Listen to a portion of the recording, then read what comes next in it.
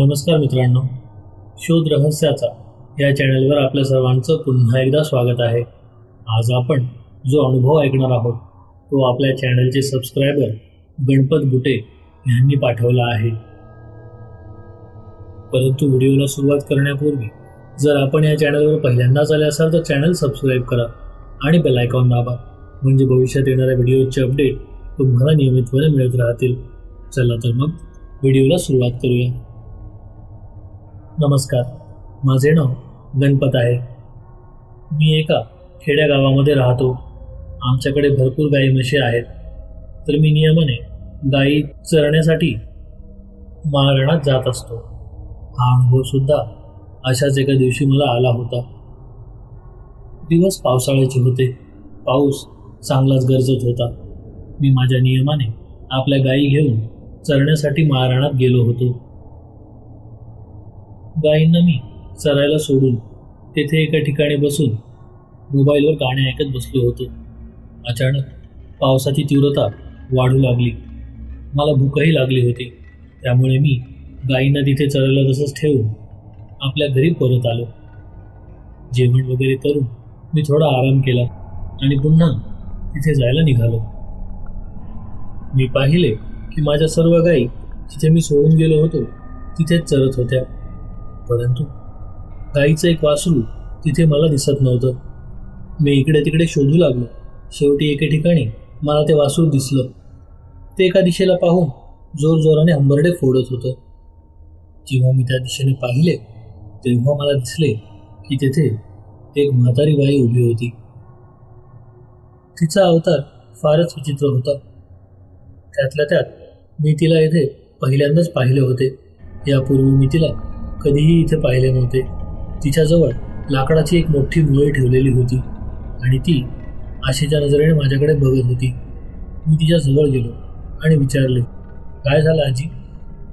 जेव्हा मी तिच्या जवळ गेलो होतो तेव्हा माझं वासरू माझ्या हातातच होतं, म्हणजे त्याचं दाव मी माझ्या हातात धरलेलं होतं। मी तिच्याशी बोलत असताना ती थोडी मागे सरकली आणि म्हणाली, बाळा, मला एवढी मोळी उचलायला मदत करशील का रे?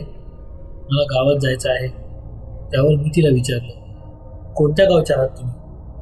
इथेच डोंगराच्या पायथ्याशीच माझं गाव आहे। त्यावर मी म्हणालो, तिथे तर माझं पण गाव आहे, पण मी तुम्हाला आजपर्यंत कधीच तिथे पाहिलेलं नाहीये। त्यावर ती थोडी गडबडल्यासारखी झाली।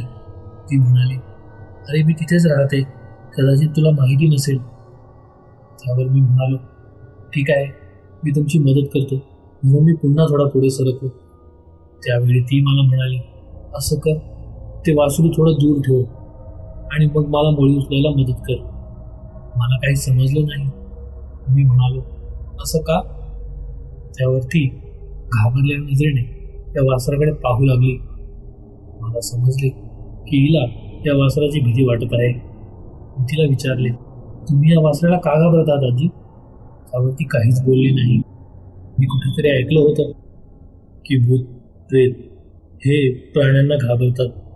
शक्यतो गायीपासून ते दूर राहतात।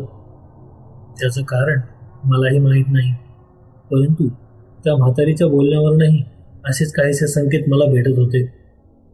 मी ते वासरू पुन्हा थोडंसं पुढे तिच्या जवळ सरकवलं तेव्हा ती ओरडली आणि एका भसाड्या आवाजात मला म्हणाली, तुला एकदा सांगितलेलं समजत नाही का?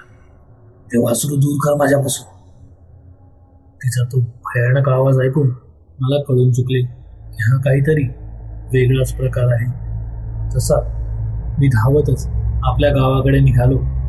मागून त्या म्हातारीचे ओरडण्याचे विवळण्याचे आवाज मला येत होते, परंतु मी क्षणभरही तेथे थांबलो नाही। आपल्या सर्व गाई म्हशी घेऊन मी गावाकडे पळत सुटलो। जेव्हा मी घरी आलो आणि आजीला घडलेला सर्व प्रकार सांगितला तेव्हा आजी म्हणाली, बाळा, आज अमावस्या आहे। तुला असं वाटत असेल की भूत प्रेत फक्त रात्री माणसाला परेशान करतात, पण असं काही नसतं।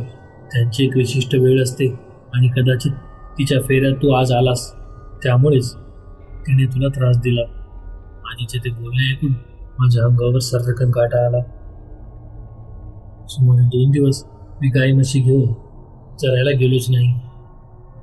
आजही एखाद्या अमावस्येच्या दिवशी दुपारीही जर मला कोणी सांगितले की माळरानामध्ये गाय म्हशी घेऊन जा, तर मी तसं करत नाही. कारण मला भीती वाटते कदाचित आजही ती म्हातारी ती मुंगळी उचलण्यासाठी माझी वाट पाहत असेल. तुम्हाला जर हा अनुभव आवडला असेल तर व्हिडिओला लाईक करा. व्हिडिओ कसा वाटला हे कमेंटमध्ये सांगायला विसरू नका. जर आपण शोध रहस्याचा या चॅनलवर पहिल्यांदाच आले असाल तर चॅनल सबस्क्राईब करा आणि बेल आयकॉन दाबा, म्हणजे भविष्यात येणाऱ्या व्हिडिओचे अपडेट तुम्हाला नियमितपणे मिळत राहतील. त्याचबरोबर हा व्हिडिओ आपल्या सर्व मित्रांना शेअर करून चॅनलला जास्तीत जास्त सपोर्ट करा. धन्यवाद.